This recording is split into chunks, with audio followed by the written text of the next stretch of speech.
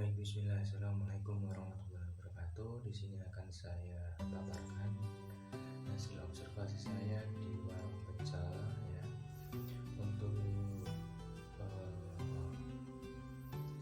mata kuliah entrepreneurship. Baik, untuk yang pertama, jadi ketika saya observasi di lapangan bahwasanya gambaran umum tempat usaha ini secara jelas untuk sektor pangan ya. Memang betul untuk saya observasi memang di sini untuk halayak umum. Jadi untuk observasi saya itu adalah nasi pecel. Nah, nasi pecel ini adalah salah satu legend juga, sudah lama juga. Ketika itu warung pecel ini berada di desa Tanjung Sari, kecamatan Boyolali, Kabupaten Tulungagung. Untuk berdiri itu pada tahun 1990, warung ini didirikan oleh Bu Sukesi. Nah, di awal mula ketika usaha Bu Sukesi ini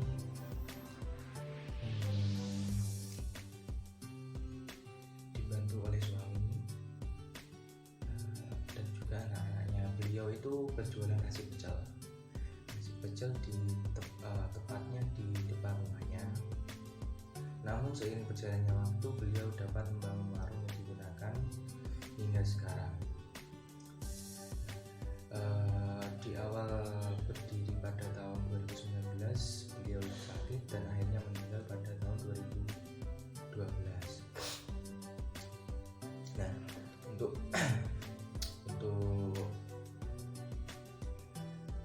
cabang-cabangnya itu juga ada di Jepun dan juga itu diteruskan oleh anaknya seperti ini. Nah, dari analisis SWOT saya, memang untuk kekuatan dari strengthnya SWOT strength dulu, yakni untuk kekuatan yang dimiliki oleh warung ini memang betul sudah lama sekali. Yang pertama itu bahan baku yang berkualitas dan juga fresh, kemudian memiliki pemasok tetap. Bahan makanan yang didapat dari orang yang sama dan juga itu di setiap harinya. Yang ketiga itu lokasi strategis.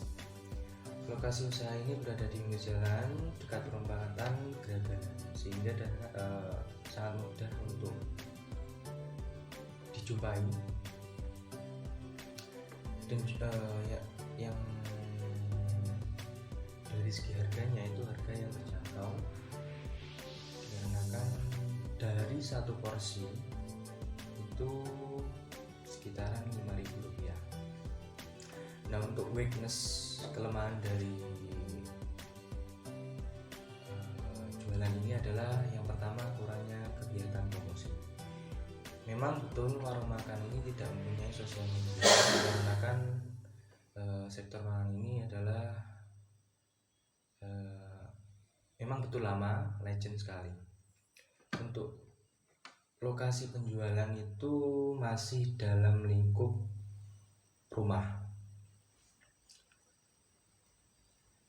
Kemudian peluang, opportunities A, perkembangan teknologi di bidang informasi, komunikasi, dan distribusi. Pemilik usaha ini telah memanfaatkan teknologi dengan pengadaan bahan baku yang selalu baru. Adanya alat komunikasi seperti telepon dan media internet dapat memudahkan pemilik usaha dalam proses komunikasi dengan memasok konsumen dan melakukan berbagai jenis promosi. Meskipun belum memiliki media sosial, tetapi warung makan ini cukup terkenal dikarenakan dengan harga yang terjangkau itu tadi, dan juga letak titik lokasi warung itu sangat strategis sekali. Selanjutnya adalah selalu mendapatkan pelanggan baru. Memang untuk warung ini tidak hanya kalangan pelajar, tapi juga tidak mengingat tidak ada batasan umur. Yang keempat adalah threat ancaman. Memang betul untuk dilihat dari letak strategisnya juga, memang produksi yang di bawah itu sangat banyak pesaing, dan juga semakin kesini banyak orang yang bermunculan membuka usaha warung, mengingat letak warung itu tadi sangat dekat dengan jalan raya satu, kedua juga dekat dengan kampus. Yang B itu ketika sedang sepi, bahan makanan tersebut tidak habis terjual. Akibatnya akan mengalami kerugian dikarenakan bahan makanan tersebut tidak dapat dipakai kembali untuk besoknya lagi.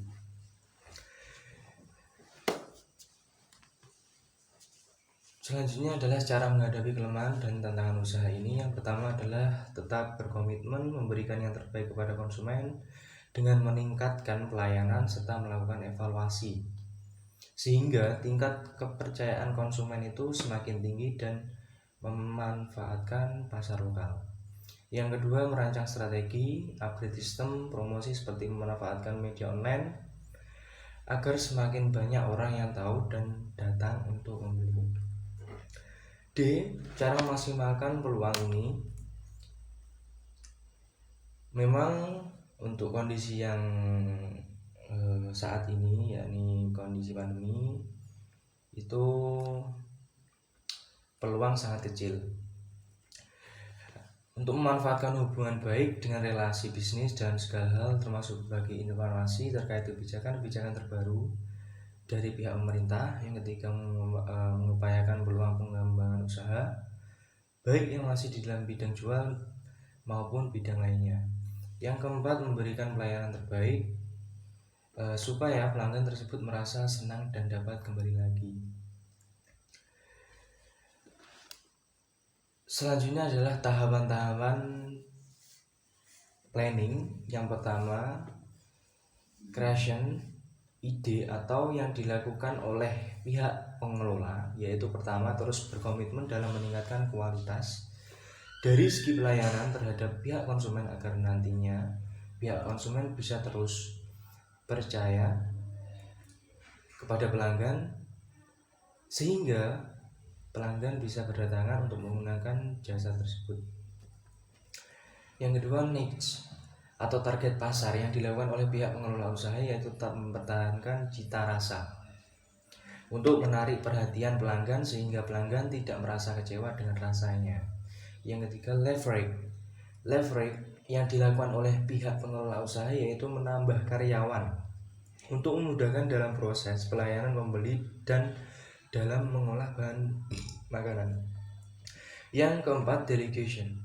Dalam hal delegasi ini, Ibu Sumiati sebagai penerus dan juga pengelola usaha tersebut sudah menurunkan resepnya kepada adik-adiknya, sehingga berdirilah cabang untuk warung makan yang telah ada sekitar 21 tahun. Yang kelima, systemize. Sistem bisnis yang dijalankan kepada pengusaha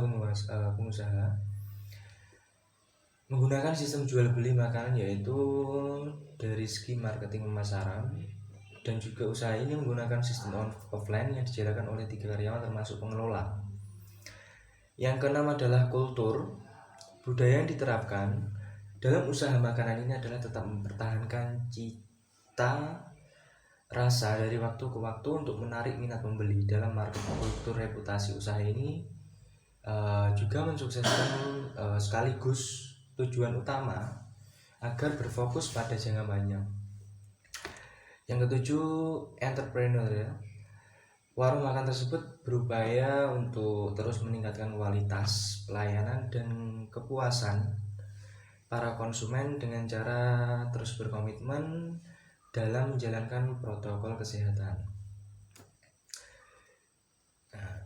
Ketika saya observasi kepada si pemilik, ya, untuk hambatan-hambatan dan juga problemnya memang sulit dalam kondisi ini dari segi pelayanan dan juga pelanggan itu sudah berkurang, karena dari sektor penjualan yang paling besar itu presentasenya mayoritas adalah mahasiswa.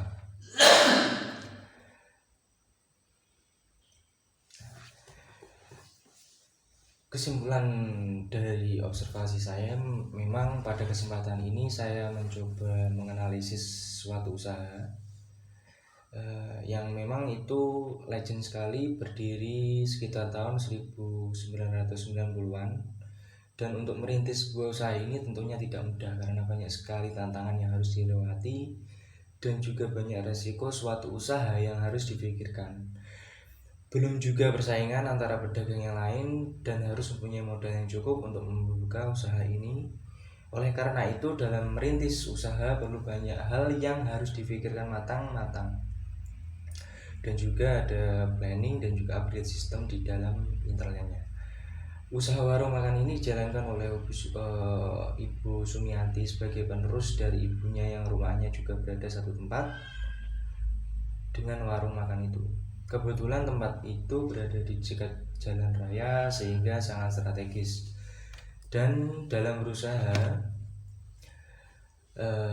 beliau juga selalu memaksimalkan peluang usaha tersebut, karena jika tidak memaksimalkan peluang usaha maka akan banyak pesaing, dan juga mengambil kesempatan untuk berusaha menjatuhkan usaha kita.